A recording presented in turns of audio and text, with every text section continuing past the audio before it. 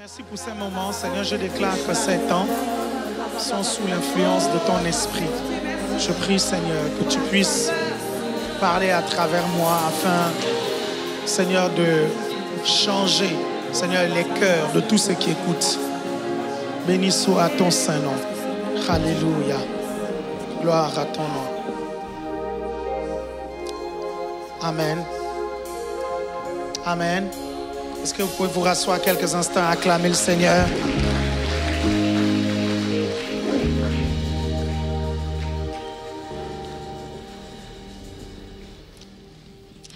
Donc, comme on a quelques réajustements de nos process de diffusion des cultes, c'est pour ça que vous n'avez pas vu le culte en direct et ce sera comme ça pendant plusieurs semaines.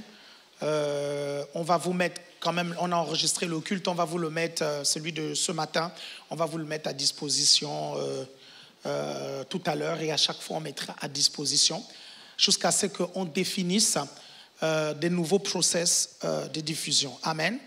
Et à cause de ça, je vais refaire à ce deuxième culte la prédication que j'ai faite au premier culte. Parce que j'ai dit des choses très, très, très importantes et il faut que je puisse vous redire ça. Donc, le titre, c'est « L'importance d'être oint ». L'importance d'être oint. Vous prenez Actes des Apôtres, chapitre 1, à partir du verset 4. L'importance d'être oint. L'importance d'être oint. Et je demanderai à Brother Yann Axel de lire. Brother Yann Axel, on y va. Vous savez, quand quelqu'un est sérieux, quand quelqu'un est sérieux avec Dieu, quand quelqu'un est sérieux, oh Myriam, je ne savais pas que tu avais tout ça de tatouage. Oh.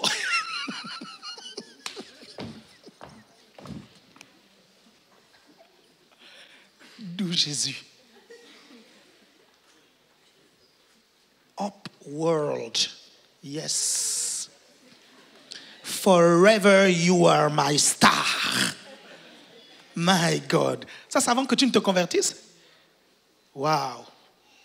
Mais tu n'es pas la seule, hein, parce qu'elle est où, Ingrid? Ingrid, elle, c'est la reine. Elle a carrément ça au micro où elle interviewe les gens. Elle dit... Alors, qu'as-tu pensé de ce concert? Tatouage.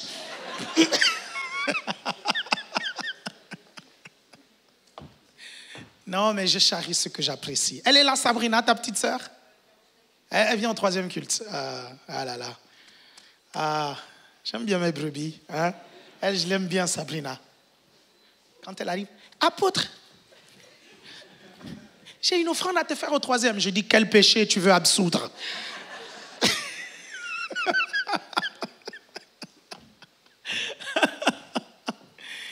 Bien sûr que tout ça, c'est pour blaguer hein, que j'ai dit ça. Hein, vous comprenez? Je taquine ce que j'aime. Amen. Et là, tu viens, taquine-moi.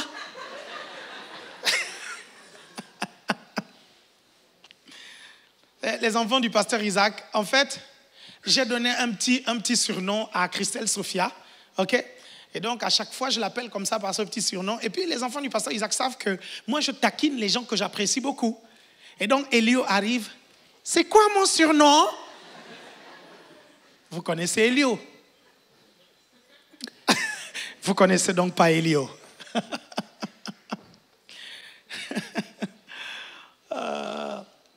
L'importance d'être oint. L'importance d'être oint.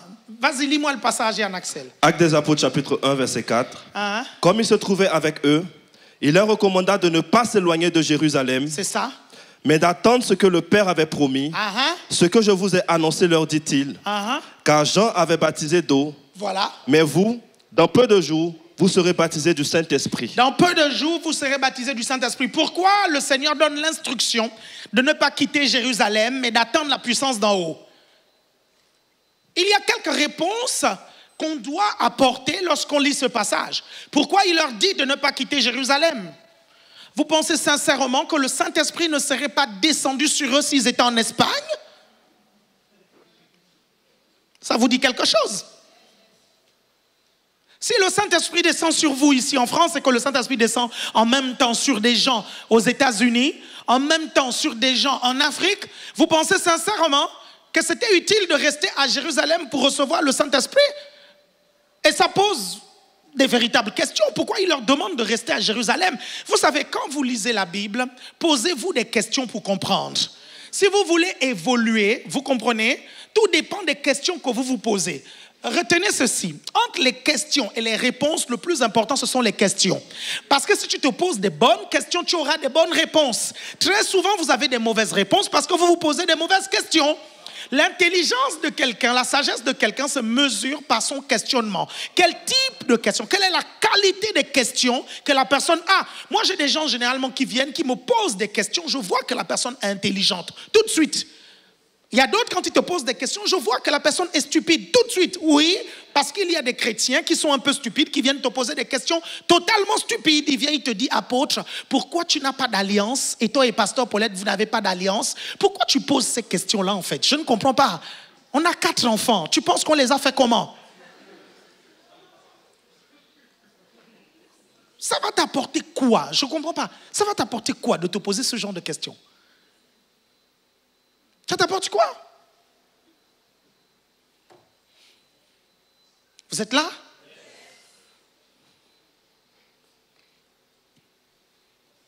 Je n'ai vu nulle part dans la Bible, nulle part. Il n'y a rien dans la Bible, rien qui m'oblige de porter une alliance. Rien dans la Bible, rien. Rien.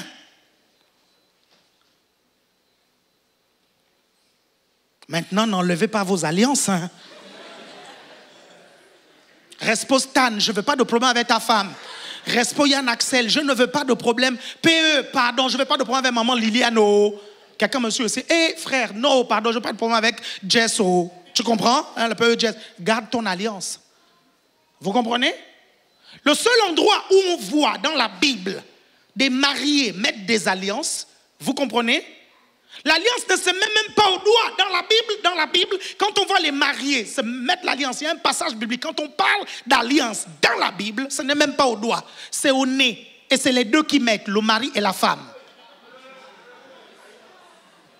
Dans la Bible, la seule fois où on voit les alliances pour le mariage, ce n'est même pas là où vous mettez. Hein. C'est au nez. Viens ma soeur, lève-toi. Viens maman. Regardez. Comme ça là, exactement comme ça. Sincèrement, vous imaginez le pasteur Isaac avait ça? Et vous imaginez sincèrement le pasteur Augustin avec ça? Vous avez déjà imaginé le pasteur Syriac avec ça? Ne parlons même pas du pasteur Darius, ça va être trop gros. C'est toi, je t'en prie. Vous êtes là?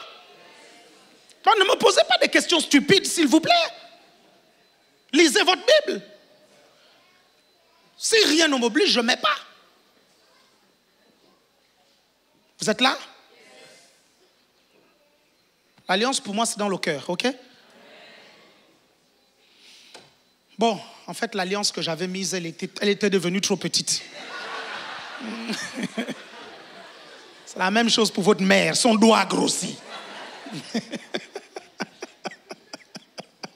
Le doigt là, quand je l'ai épousé, les doigts là étaient plus petits. Ben oui, 4 enfants. Hein? Vous êtes là? Donc, posez-vous des bonnes questions. Amen. Pourquoi Jérusalem? La première réponse, c'est qu'il y a des endroits qui sont des portes des cieux. Il y a des endroits qui sont des portes des cieux. Dieu est potentiellement présent partout, mais il n'est pas manifeste partout. C'est important que vous compreniez ça. Est-ce que vous suivez? Et la Bible dit que Jérusalem, c'est la ville de David, c'est la ville du Messie. C'était normal que le Saint-Esprit vienne là. Et d'ailleurs, même Dieu qui s'est fait chair, s'il vous plaît, il n'est pas descendu à Kinshasa. Dieu qui s'est fait chair n'est pas descendu, vous comprenez? Ce n'est pas Jésus de Kinshasa, c'est Jésus de Nazareth. Ce n'est pas... Est-ce que quelqu'un me suit ici? Ce n'est même pas Jésus de Cocody, même si à Cocody, il y a quelques personnes qui se prennent pour Jésus. Vous suivez ça? Mais ce n'est même pas Jésus de Cocody. C'est Jésus de Nazareth. Quelqu'un me suit ici, c'est en Palestine. Et il y a une raison à cela. L'autre raison, c'est qu'en fait, le jour de la Pentecôte, il y avait la diaspora juive. C'était une fête juive. La Pentecôte, c'était une fête juive. Et donc, la diaspora, tous ceux qui judaïsaient, qui croyaient au Dieu des Juifs, venaient célébrer les fêtes juives comme en pèlerinage à Jérusalem. Et le Seigneur Jésus savait qu'après l'effusion du Saint-Esprit, Pierre n'aurait pas fermé la bouche. Il aurait été évangélisé. Et c'est ce qui s'est passé. Il a reçu le Saint-Esprit, il est sorti, et il a évangélisé. Et toutes ces personnes-là ont amené le christianisme là où elles sont reparties chez elles dans les pays limitrophes. Est-ce que vous me suivez? Parce que Jérusalem était comme un carrefour. Vous êtes toujours là? La deuxième question maintenant, c'est pourquoi ne pas aller aux extrémités de la terre sans avoir reçu d'abord le Saint-Esprit? La Bible dit, vous serez mes témoins à Jérusalem, dans la Judée, dans la Samarie et jusqu'aux extrémités de la terre. Et Jésus a dit cela avant que les apôtres ne reçoivent le Saint-Esprit. Donc ils ont reçu le mandat avant l'onction du mandat. Est-ce que quelqu'un me suit ici? Et il leur dit, écoutez, vous n'accomplissez pas le mandat. Je sais que c'est moi qui vous ai appelé. C'est moi qui vous ai dit d'aller jusqu'aux extrémités de la terre. Mais vous n'y allez pas sans avoir reçu le Saint-Esprit. Quelqu'un me comprend ici? Et quelle est la leçon qu'on retient ici? On retient une leçon très importante. Nous savons que dans l'Ancien Testament, il y avait une certaine catégorie de personnes qui avaient l'Esprit de Dieu sur eux. Nous savons que les prophètes, les rois, les sacrificateurs, quelques lévites avaient l'Esprit de Dieu sur eux. Nous le savons, ok? Et c'était quelque chose de très rare.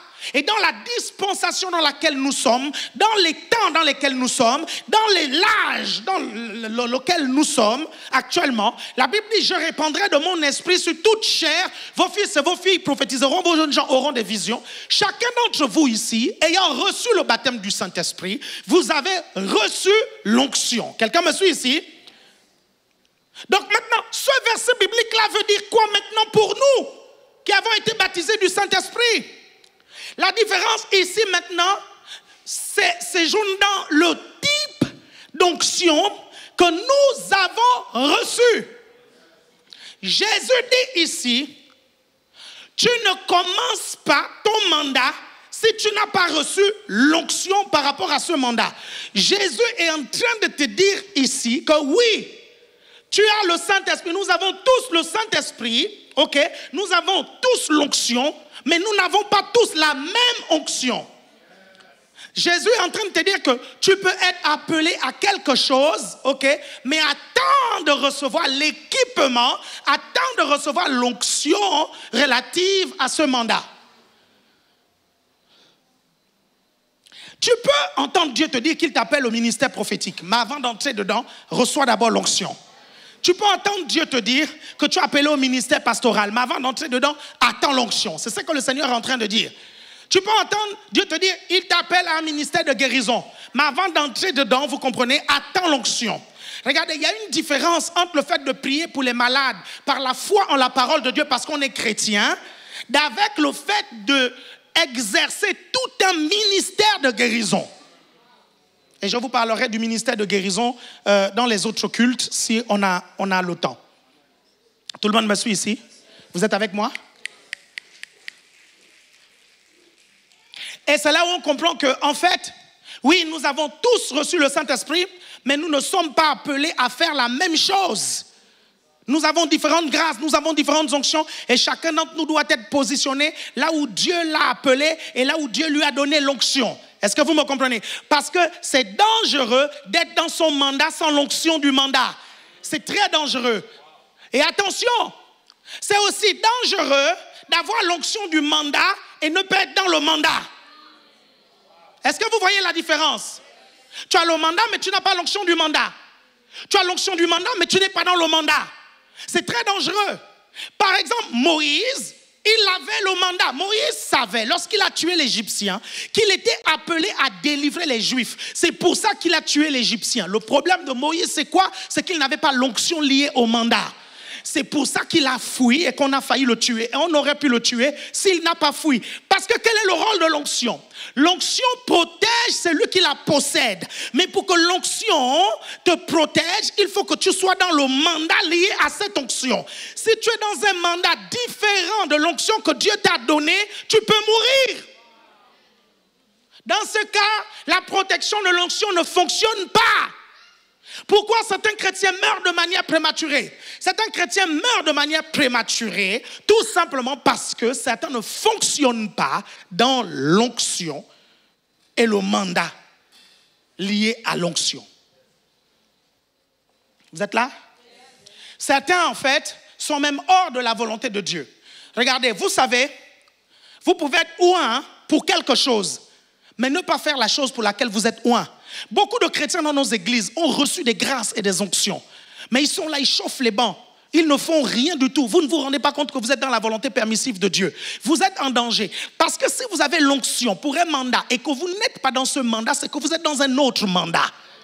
Et si vous êtes dans un autre mandat, vous êtes en danger parce que vous n'êtes pas protégé pour ce mandat. Il n'y a pas d'onction pour l'oisiveté. Il n'existe pas d'onction pour chauffer les bancs. Il n'existe pas d'onction pour être paresseux. Quelqu'un me suit ici? Il n'existe pas ça. Donc, si tu as reçu l'onction, c'est pour faire quelque chose. Donc, si tu ne fais pas, tu es en dehors de ton mandat. Et tu es en désobéissance. Et tu peux mourir. Pourquoi? Parce que dès l'instant où tu es oint, ça veut dire que tu deviens une cible pour Satan. Déjà, quand tu es un enfant de Dieu, tu es une cible. Imagine maintenant quand tu as cette chose-là qui fait trembler le diable, tu penses sincèrement que tu ne seras pas une cible et Satan sait que la seule façon de tuer un oint, c'est le sortir de la volonté de Dieu. Quelqu'un me suit ici? Vous êtes là? Vous êtes là?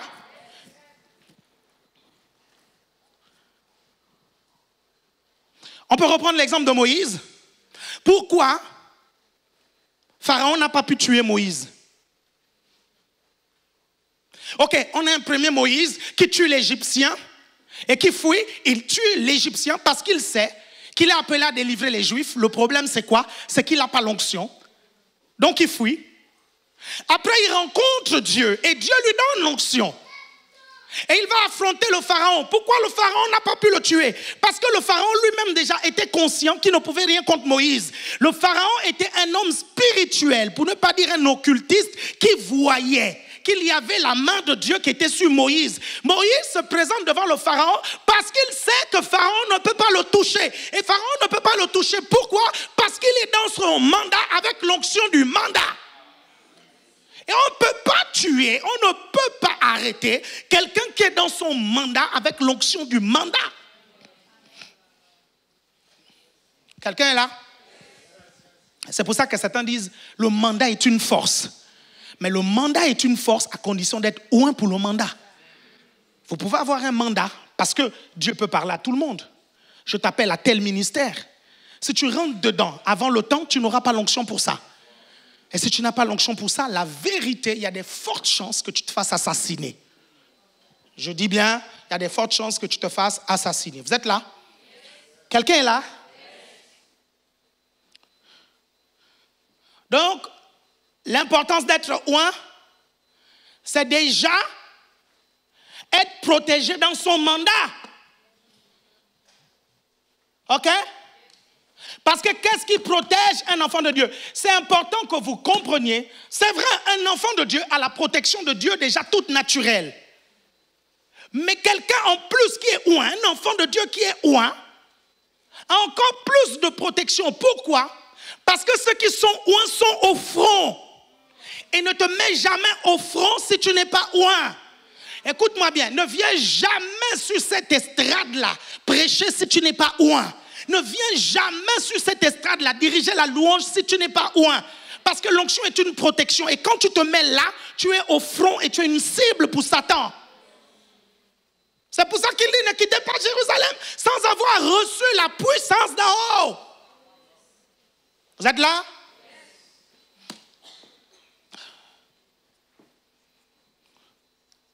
Ne faites jamais ce pourquoi vous n'êtes pas oint, sinon vous allez attirer les démons qui attaquent ce genre d'onction. Donc, et comment est-ce que vous faites les choses pour lesquelles vous n'êtes pas loin? Quand vous mettez votre bouche dans des affaires qui ne vous regardent pas. Tu n'es pas pasteur, mais tu parles du ministère pastoral. Tu vas attirer les démons qui attaquent l'onction pastorale. Tu n'es pas chantre, mais tu te mets à parler des histoires des chantres. Tu vas attirer le type de démon qui attaque les chantres. Et parce que tu n'es pas loin pour ça, je te garantis, tu peux avoir des sérieux problèmes. Tu n'es pas prophète, mais tu te mets à critiquer les prophètes. Tu te mets à te comporter comme un prophète, tu vas attirer les démons qui tuent les prophètes. C'est une guerre. Vous pensez que quelle est la raison pour laquelle le puissant prophète Élie a fui devant Jézabel? Vous pensez que c'était la blague? Le gars savait que c'était une guerre. Et j'ai dit quelque chose de très important au premier que je vais vous redire. Vous savez, Élie pouvait résister à Jézabel. Mais Élie a cédé à son humanité. Comprenez que quand quelqu'un est oint, il est plus qu'un homme. Il n'est plus un homme, il est un surhomme. Quelqu'un me suit ici? Et tu dois raisonner comme un surhomme quand tu as l'onction sur toi. Quelqu'un me comprend ici? Mais parfois, ton humanité peut prendre le dessus. Et le problème, c'est que qu'est-ce qui affaiblit la divinité en toi? C'est ton humanité. Non, j'aurais dit, c'est ton humanité qui affaiblit la divinité. Parce que quand tu veux opérer dans la divinité, c'est important que tu laisses la logique humaine. Un être humain normal ne marche pas sur l'eau. Quelqu'un me suit ici? Non, vous n'êtes pas présent, vous êtes encore à la veille. Bougez vos pieds, bougez vos pieds. Bougez vos pieds. Vous êtes encore sur vos lits en train de dormir. Vous suivez? Donc, Élie se retrouve devant Jézabel. Est-ce que vous me comprenez? Et il fuit. Il fuit parce qu'il a peur de Jézabel. Et pourtant, il pouvait résister à Jézabel. Et ça sont les choses qui affaiblissent l'onction de celui qui est oint dans son mandat. Donc, en principe, quand tu es oint dans ton mandat, ok, rien ne peut t'arriver. Si vous voyez Élie fuir, c'est parce que son humanité a affaibli son onction. Il a eu peur. C'est pour ça que Dieu dit à Josué, fortifie-toi et prends courage, nul ne tiendra devant toi tant que tu vivras. En d'autres termes, tant que tu es dans ton mandat, nul ne tiendra devant toi, mais la condition, c'est que tu dois te fortifier et prendre courage. C'est la raison pour laquelle, si nous commençons à avoir peur des critiques des gens sur TikTok, nous affaiblissons notre onction. Quelqu'un me suit ici? L'onction qui nous amène à gagner les âmes avec beaucoup de facilité. Vous verrez juste que ça n'opère plus facilement. Parce que vous avez la peur qui prend le dessus. Alors que Dieu est avec vous. Alors que vous menez le combat de Dieu. Alors que vous faites la volonté de Dieu. Alors que ce que vous faites, ni la loi, vous comprenez, ni la Bible n'est contre cela. Quelqu'un est là? Quand le diable envoie des attaques, c'est juste pour réveiller votre humanité. C'est juste ça. Parce qu'il sait qu'en réveillant votre humanité, il va baisser votre divinité. Quelqu'un me comprend ici? C'est juste ça. C'est ça la raison des attaques, des persécutions, de toutes ces choses-là. Hein? Parce que le diable sait que vous êtes puissant. Et qu'il ne peut pas vous vaincre sur le terrain de votre divinité. Mais il peut vous vaincre sur le terrain de votre humanité. Donc, qu'est-ce qu'il vous fait? Il vous attaque pour vous ramener dans votre humanité.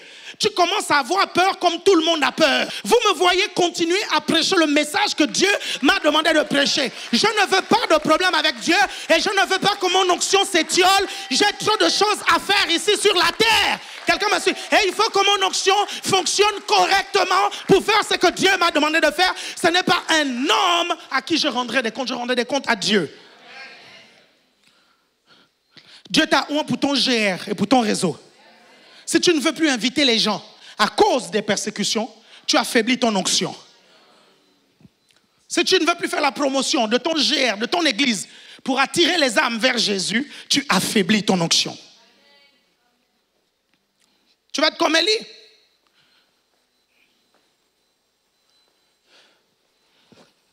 À chaque fois que je ressens mon humanité monter, il y a quelque chose au-dedans de moi qui me dit, Alain, tu ne peux pas faire l'œuvre divine avec un comportement d'humain. Tu es obligé de tuer tes sentiments, tu es obligé de tuer tes émotions, tu es obligé de tuer tes peurs. Tu es obligé. Tu es condamné à faire confiance au Seigneur. Vous comprenez ça?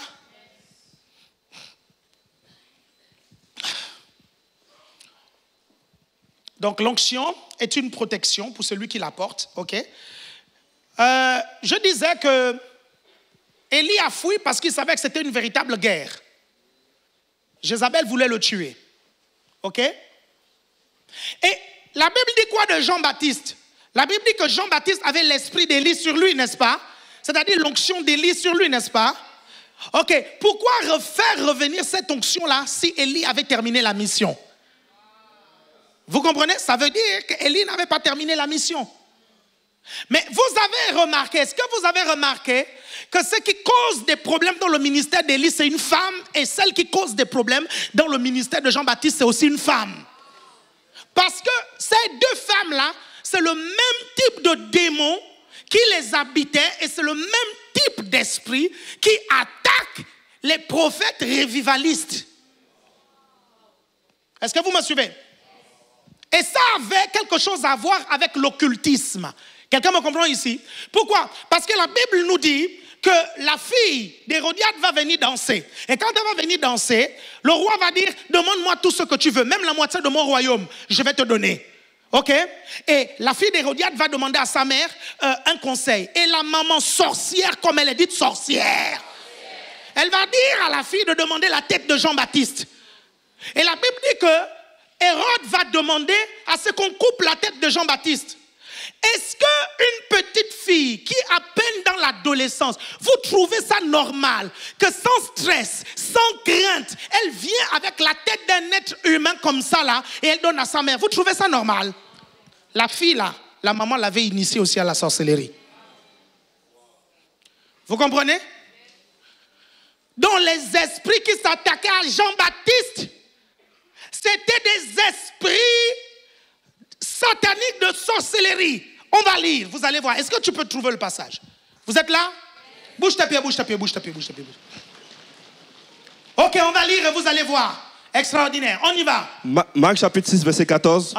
Le roi Hérode entendit parler de Jésus, dont le nom était devenu célèbre. Et il dit, Jean-Baptiste est ressuscité des morts, et c'est pour cela qu'il se fait par lui des miracles.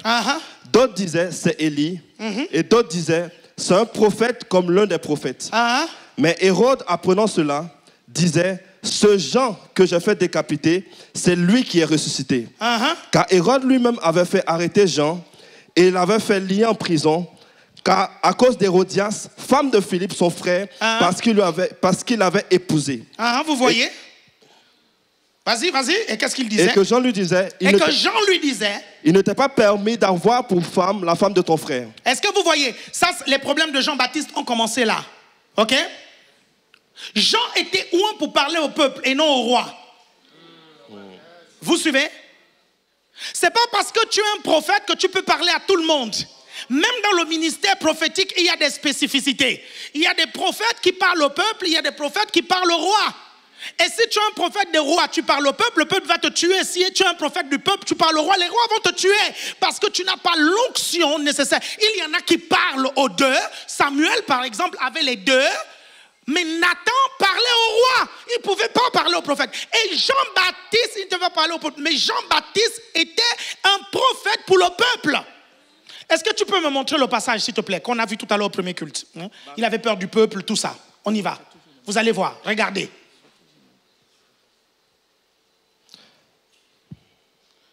Regardez bien. Vas-y, on y va. Marc chapitre 14. Marc chapitre 14. Matthieu 14. Matthieu chapitre 14, on y va. Et il voulut le faire mourir, mais il craignait la foule. Voilà, Hérode voulut le faire mourir. Vous comprenez? Mais il craignait la foule. Voilà, il craignait quoi? La foule. Parce qu'elle regardait Jean comme un prophète. Parce qu'elle regardait Jean comme un prophète. Le roi ne voyait pas Jean comme un prophète. Vous comprenez? La foule voyait Jean comme un prophète. Et tant que Jean exerçait son ministère à l'égard du peuple et de la foule, il était protégé. Mais dès l'instant où il allait maintenant exercer auprès des rois, la protection est partie parce qu'il n'avait plus l'onction pour ce qu'il voulait faire. Est-ce que vous arrivez à comprendre ça? Est-ce que tout le monde me suit attentivement? Continue. Donc je reviens dans Marc. Verset 18. Hérodias était irritée contre Jean et voulut le faire mourir. Mais elle ne pouvait pas Car Hérode craignait Jean, le connaissant pour un homme juste et saint, il le protégeait. Et après l'avoir entendu... Non, mais je ne sais pas si vous voyez. Hérode prenait Jean pour un homme juste et saint, pas un prophète. Le peuple prenait Jean pour un prophète. Hérode avait peur de tuer Jean parce que le peuple considérait l'onction sur Jean-Baptiste. Et donc Hérode ne pouvait pas, tant qu'il se tenait devant le peuple. Mais quand il se tient devant le roi ne le reconnaît pas en tant que prophète. Le roi dit, tu es certainement un saint, tu es certainement un juste, mais tu n'as pas l'onction pour venir me parler. Quelqu'un m'a suivi ici? C'est comme ça que Jean-Baptiste meurt. Et certains d'entre vous, vous êtes là en train de dire, oui, mais si Jean-Baptiste ne mourait pas, qu'est-ce qu'il allait faire? Ok? Mais la Bible nous montre comment, à un moment donné, Jésus baptise, Jean-Baptiste baptise. Les deux en même temps. Ce n'était pas incompatible. Et quand on venait voir Jean-Baptiste, Jean-Baptiste disait, non, c'est lui qui est le plus grand. Allez vers lui. Est-ce que vous comprenez? Donc, il aurait pu vivre toute sa vie en disant aux gens, non, c'est celui-là vraiment. Le Messie, suivez-le. Qu'est-ce que Marie, la mère de Jésus, n'a pas fait? Quand on est venu la voir, il a dit, faites tout ce qu'il vous dira. Marie, la mère de Jésus, vous suivez? Elle indiquait aux gens. Vous êtes toujours là? Continue. Verset 21. Verset 21. Cependant, un jour propice arriva, lorsque Hérode, à l'anniversaire de sa naissance, donna un festin à ses grands et aux chefs militaires et aux principaux de la Galilée. La fille d'Hérodias entra dans la salle, elle dansa et elle plut à Hérode et à ses convives. Le roi dit à la jeune fille, demande-moi ce que tu voudras et je te le donnerai. Oui. Il ajouta avec serment, ce que tu me demanderas, je te donnerai, fût-ce la moitié de mon royaume. Continue. Étant sortie, elle dit à sa mère, que demanderai-je? Et sa mère répondit, la tête de Jean-Baptiste. Elle s'empressa de rentrer aussitôt vers le roi et lui fit cette demande. Je veux que tu me donnes à l'instant, sur un plat, la tête de Jean-Baptiste. Sorcière, continue. Le roi fut attristé, mais à cause de ses serments et de ses convives, il ne voulut pas lui faire un refus. Le roi, laissez-moi vous dire, le roi était envoûté. Pourquoi? Le roi était envoûté. Il aurait pu refuser la demande d'Hérodiade et de la fille. Parce qu'il dit quoi? Il dit, demande-moi tout, je suis capable même de te donner la moitié de mon royaume. Elle vient, elle dit, je veux Jean-Baptiste. Il aurait pu répondre, non, Jean-Baptiste fait partie de l'autre moitié que je n'ai pas voulu te donner. Vous avez compris? Parce qu'il dit la moitié, est-ce qu'il dit tout le royaume? Il dit la moitié, donc on vient au président Jean-Baptiste. Non, lui il est dans l'autre moitié, choisis quelqu'un d'autre. Quelqu'un m'a dit, mais il était envoûté déjà. C'était fini, continue.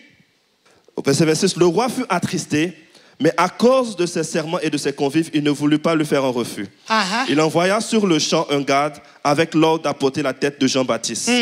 Le garde alla décapiter Jean dans la prison et apporta la tête sur un plat. Très bien. Et il la donna à la jeune fille et la jeune fille la donna à sa mère. Et la Bible ne dit même pas que la jeune fille a été stressée ou elle a eu peur. C'est une sorcière, cette dame. Elle a pris la tête, elle est venue comme ça là, vous comprenez? Avec la tête, non mais je ne sais pas, vous vous imaginez, vous, même la tête d'un coq, vous fuyez. Quelqu'un me suit ici? Même la tête d'un coq, vous fuyez. La dernière fois, j'ai trouvé sur Internet, en fait, des gens, en fait, qui avaient cuisiné un singe avec de la banane plantain à côté. Vous suivez? J'ai trouvé cette photo-là. Et je l'ai envoyée à Nirina, elle a crié. Elle a donné à sa mère la photo. La maman aussi a crié. La tête du singe. Vous savez qu'en Afrique, on mange tout le temps. Oui, ils bouffent la tête du singe. Ne me regarde pas comme ça, je te dis. Si tu vas là-bas, tes ancêtres bouffaient la tête du singe. Vous êtes toujours là? Bouge tes pieds, bouge tes pieds, bouge tes pieds, bouge tes pieds. La suite. Verset 29. Verset 29. Les disciples de Jean, ayant appris cela, vinrent prendre son corps. Ils vinrent prendre le corps. Ils ont pris le corps et le mit dans le sépulcre. Et la tête est restée avec qui? La tête est restée avec Hérodiade. Vous comprenez? Qu'est-ce qu'elle fait avec la tête de quelqu'un chez elle? Vous allez voir sur Internet que certaines personnes, pour faire des pratiques occultes, vous comprenez, ils ont besoin des crânes d'autres gens. Est-ce que vous comprenez? Cette dame-là n'était pas normale. Et ça, c'est le type de démon qui attaque les prophètes revivalistes. Il ne faut pas blaguer avec ça. Vous êtes là? Et tu viens, tu t'improvises prophète. Prophétie, prophétie, prophétie, prophétie. Les démons qui attaquent les prophètes disent, ah, prophétie, je vais chez lui. Quelqu'un me suit ici? Continue à blaguer avec ça. Tu n'es pas appelé à prophétie, non, prophétie pas haut. Quelqu'un me suit ici? Parce que tu vas attirer. Il y a un frère un jour, il m'appelle, il me dit, oui, apôtre, il était ici, il était ici dans notre église, il occupait des responsabilités. Et puis les gens savaient que de temps en temps, on lui donnait l'opportunité de prêcher, qu'il avait des grosses responsabilités. Donc on l'appelle, on lui dit, écoute, on sait que dans ton ancienne église, tu étais déjà dans le cursus pastoral. Est-ce que, s'il te plaît, tu as vu ton pasteur bénir les mariages? Est-ce que tu peux venir bénir le mariage d'un couple en fait? Il dit, oh, mais moi, je ne suis même pas habilité pour ça, en fait. Et la personne dit, non, mais c'est pas grave. Si tu sais le faire, c'est pas grave. Fais l'acteur, c'est juste comme si. Vous comprenez? Et il m'appelle. Il me dit, apôtre, voici ce qu'on m'a proposé. Vous savez ce que je lui ai dit? Je lui ai dit, fais-le. Et les démons qui m'attaquent vont t'attaquer. On verra si tu as l'onction pour supporter ça. Il a dit, oh non, oh non, non, non, non, oh non, oh non. Est-ce que vous comprenez ça? Pourquoi? Parce qu'en fait, tu prends la position d'un pasteur alors que tu n'as pas l'onction du pasteur. Tu ne pourras pas supporter les attaques du pasteur. Parce que tu n'es pas ouin pour. Quelqu'un me suit ici? Chaque onction met autour de vous des anges, mais ça met aussi des démons qui vont vous tirer. Pourquoi le Saint-Esprit, pourquoi le Seigneur Jésus a dit ne quittez pas Jérusalem sans avoir reçu la puissance d'en haut? C'est parce que l'onction donne des capacités surnaturelles. L'onction donne les capacités surnaturelles. L'onction est l'une des vertus qui élève à la divinité. Il y a 3 vertus qui vous élèvent dans la divinité, c'est-à-dire qui vous font opérer comme Dieu. La première, c'est la parole de Dieu. Ça vous fait opérer comme Dieu. La deuxième est tirée de la première, c'est la foi. Ça vous fait opérer comme Dieu. La troisième, c'est l'onction. L'onction vous fait opérer comme Dieu. Est-ce que vous me suivez? Et ça vous donne tellement de facilité. Tellement de facilité. C'est pour ça que le Seigneur Jésus a dit non, ne partez pas, ne quittez pas Jérusalem sans avoir été oint. OK?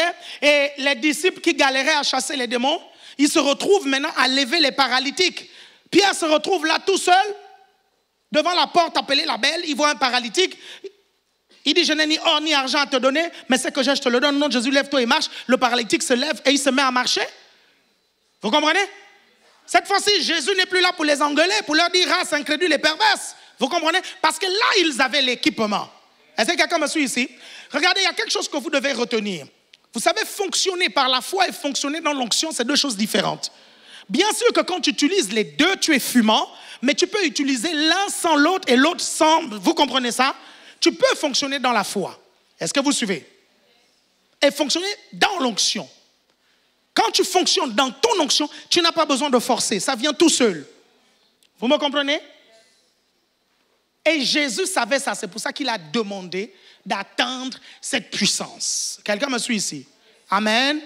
Lève-toi quelques instants. Ils sont où les musiciens? Hey. Les musiciens.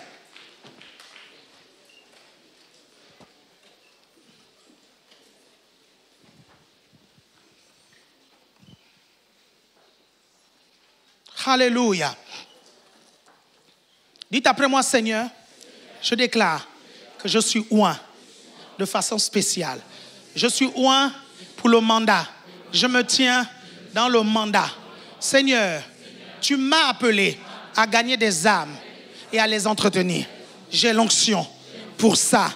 Alors, je suis protégé. C'est pourquoi je n'ai pas peur. Je déclare que je domine mon humanité et je me mets au-dessus dans ma divinité. Père, je reçois une grâce spéciale pour continuer. Je te rends honneur et gloire. Amen. Amen. Alléluia. Est-ce que tu peux acclamer le Seigneur si tu étais béni? Gloire à Dieu. On va faire plus que ça. Est-ce qu'on peut faire un stand ovation? Est-ce que tu peux te lever et acclamer le Seigneur pour ce message que tu as reçu? Merci beaucoup, apôtre. Alléluia. Tu vas déclarer avec moi. Je suis oint et je fonctionne dans mon onction. Alléluia. Est-ce que quelqu'un comme moi était béni? Si tu es béni, est-ce que tu peux agiter la main? Waouh, waouh, waouh, waouh. Gloire à Dieu. J'ai un autre appel à faire qui va parler au cœur de quelqu'un. J'ai un message important. Dis à ton voisin, message important. C'est de toi qu'il s'agit. Alors mon message est le suivant. Il y a plus de 2000 ans, le Seigneur Jésus-Christ est venu sur cette terre et il a payé un prix. Il a payé le prix pour le salut de l'humanité. En sorte que nous n'ayons plus à payer le prix parce que le salaire du péché, c'est la mort, mais il a payé ce prix pour que nous soyons sauvés. La Bible dit que c'est en croyant du cœur, mais aussi en confessant de la bouche. Tu es ici, tu fréquentes l'église, peut-être c'est ta première fois de venir ici, peut-être que ça fait 3 fois, ça fait peut-être 1 mois que tu fréquentes l'église. Tu es peut-être né dans une famille chrétienne, tu crois qu'il y a un Dieu qui existe, mais tu n'as jamais fait ce pas d'accepter. Conformément à ce verset qui dit c'est en croyant du cœur et en confessant de la bouche. Tu n'as jamais accepté Jésus-Christ comme ton Seigneur et comme ton Sauveur. Toi aussi tu veux expérimenter cette marche de la foi. Toi aussi tu veux vivre une expérience avec Dieu. Pendant que je parle, tu sens qu'il s'agit de toi. Tu veux accepter Jésus dans ton cœur. Tu veux lui donner cette place-là. Je vais tout simplement t'inviter, alors que je vais demander à tout le monde de garder les yeux fermés, à lever la main comme moi, alors que personne ne te voit. Tu veux accepter Jésus dans ta vie. Tu veux expérimenter ce grand Dieu-là. Et tu veux démarrer un pas de foi, une vie en ayant cette relation avec le Seigneur Jésus. Je vais tout simplement t'inviter à lever la main comme moi et nous allons tous prier ensemble. Je répète, tu es là, tu es dans l'assemblée. Tu veux faire de Jésus-Christ ton Seigneur et ton Sauveur, alors que personne ne te voit. N'aie pas peur, sois courageux. Il s'agit d'un face-à-face en toi avec le Seigneur. Il ne s'agit pas de ton voisin. La Bible déclare que le salut est personnel. Tu es là, tu veux vraiment accepter Jésus. Tu sens que ça te parle, sois courageux. Lève juste la main comme moi et je vais prier avec toi. Tu veux accepter Jésus, tu es dans la salle. N'aie pas peur, sois courageux, sois courageuse. Encore une fois, une seconde fois, une troisième fois. Je considère qu'on est tous chrétiens. Est-ce que tu peux acclamer le Seigneur? Alléluia. Et est-ce qu'on peut recevoir l'officiant du jour sous vos acclamations? Alléluia. Est-ce que tu peux continuer d'acclamer gloire à Dieu pour la vie de notre homme de Dieu, l'apôtre, pour ce message de feu? Et donc, dans cette atmosphère-là, je vais vous inviter à vous rasseoir toujours dans la présence de Dieu. Et j'aimerais savoir donc, est-ce qu'il y a des personnes qui nous rejoignent pour la première fois? C'est la première fois que vous assistez à un culte de la Mega Church à CER Paris. Si c'est le cas, est-ce que vous pouvez lever la main? Est-ce que vous pouvez lever la main? Et également, est-ce que vous pouvez vous lever? Nous allons vous honorer, nous allons vous accueillir.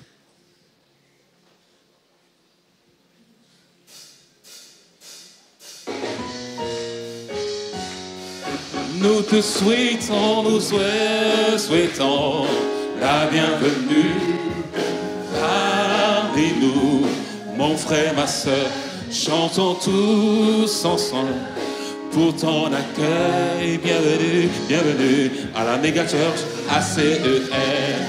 Nous te souhaitons la bienvenue parmi nous, mon frère, ma soeur, chantons tous en chœur pour ton accueil. Bienvenue à la Mega Church, à CER. Bienvenue à vous. Vous pouvez acclamer pour leur vie. Bienvenue à vous à la Mega Church à CER Paris. Si vous n'avez pas d'assemblée, celle-ci est la vôtre. C'est votre maison, votre famille spirituelle. Et si vous en avez une, veuillez passer nos salutations à vos responsables, à vos pasteurs respectifs. On vous a donné donc des petites fiches cartonnées que nous vous prions de remplir afin de laisser une trace de votre passage, et ces fiches seront adonnées aux hôtesses d'accueil qui se situeront au niveau de la sortie. Vous pouvez vous rasseoir. Bienvenue à vous. Bienvenue également à vous qui nous suivez donc en ligne pour la première fois. Si c'est donc le cas et que vous voulez laisser une trace de votre passage, bénéficier d'un suivi, vous pouvez le faire en laissant vos coordonnées à l'adresse suivante iam.acerp@gmail.com. Également, j'aimerais savoir, est-ce qu'il y a des personnes qui ont fêté leur anniversaire aujourd'hui ou cette semaine? Si c'est le cas, est-ce que vous pouvez vous lever? Nous allons vous honorer. Est-ce que vous pouvez vous lever donc?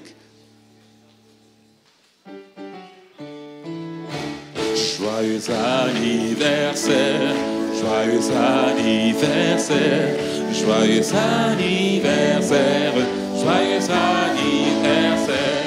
Que Dieu vous bénisse, que Dieu vous bénisse, que Dieu vous bénisse, que Dieu vous bénisse. Joyeux anniversaire à vous de la part de l'ensemble du corps pastoral, de l'ensemble de la Méga Church à ACER Paris. Vous êtes bénis. Et également, joyeux anniversaire à vous qui nous suivez en ligne pour la première fois.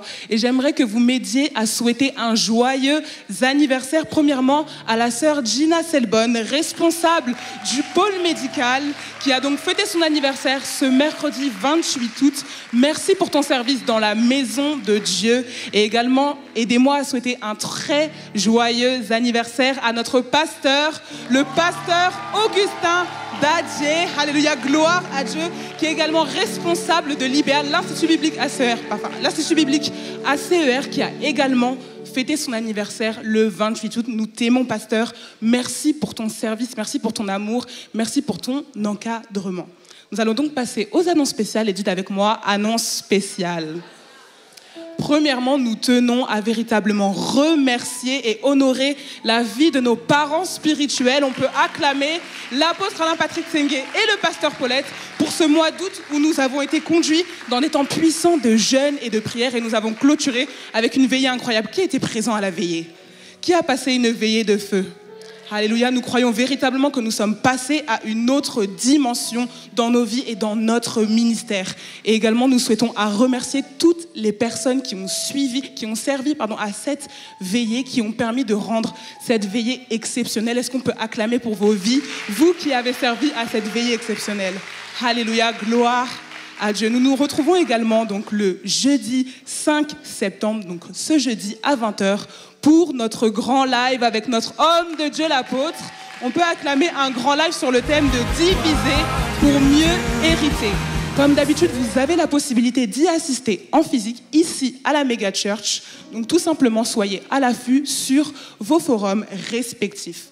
Nous nous retrouvons également le vendredi 4 octobre à 19h30 pour la cérémonie des Aigles d'Or. C'est un temps mis à part pour honorer les personnes qui servent fidèlement dans la maison de Dieu. Nous aurons la grâce et le privilège de recevoir le pasteur Elvis Moussavou, pasteur de la zone nord-ouest. Oui, on peut acclamer pour sa vie. L'entrée est réservée exclusivement aux responsables de réseau, responsables de GR, responsables de pôle et département, et toute personne sur invitation. Donc n'oubliez pas de vous inscrire si vous êtes donc concerné par cet événement. Pour la rentrée scolaire 2024-2025, le département social met à disposition des cours scolaires gratuits, des cours de soutien scolaire gratuits, afin donc d'accompagner les élèves dans leur année scolaire et dans les cas des élèves qui rencontrent tout simplement des difficultés. Si c'est votre cas aussi, vous connaissez des personnes dans ce cas-là, n'hésitez pas à les informer. Cette année, plus de 20 personnes ont bénéficié donc de ces services et ont excellé à l'école. Donc vraiment, n'hésitez pas à en parler autour de vous. Et donc, afin d'avoir de plus grandes informations, afin de vous inscrire, vous pouvez contacter les personnes suivantes, donc Kevin Bomda au 07 80 74 37 75 ou le responsable Glenn Kouma au 07 81 75 47 23. Par ailleurs, si vous êtes enseignant ou si vous avez des capacités, des facilités dans l'enseignement, si vous connaissez dans les matières scientifiques, littéraires, nous serons ravis de vous compter dans les équipes pour enseigner les enfants qui en ont besoin, les élèves qui en ont besoin. C'est donc la fin de notre culte, et avant de se lever et de prier, n'hésitez surtout pas à assister au culte d'après s'il y a de la place. Vraiment, nous allons être bénis. Donc je vais vous inviter à vous lever.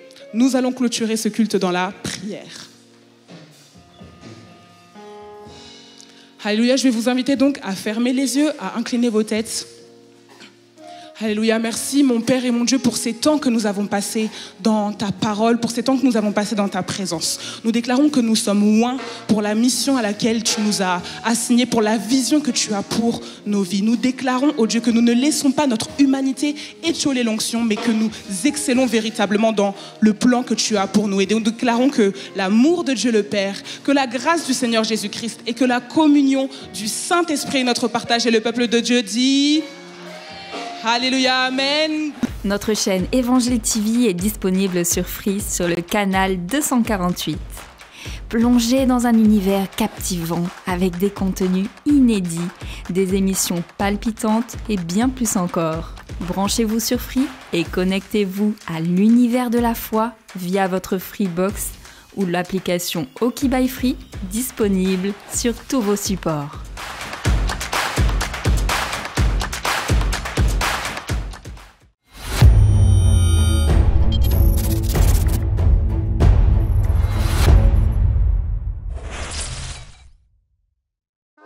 Marre de ne pas savoir quoi faire de vos cheveux? Osez prendre un temps pour vous. Des maîtres attentifs tiendront compte de tous vos souhaits. Notre salon vous offre une large gamme de services et de produits capillaires. Manu Coiffure, soigneusement coiffé, naturellement embelli. Manu Coiffure, moins 20% avec le code promo MCEVTV.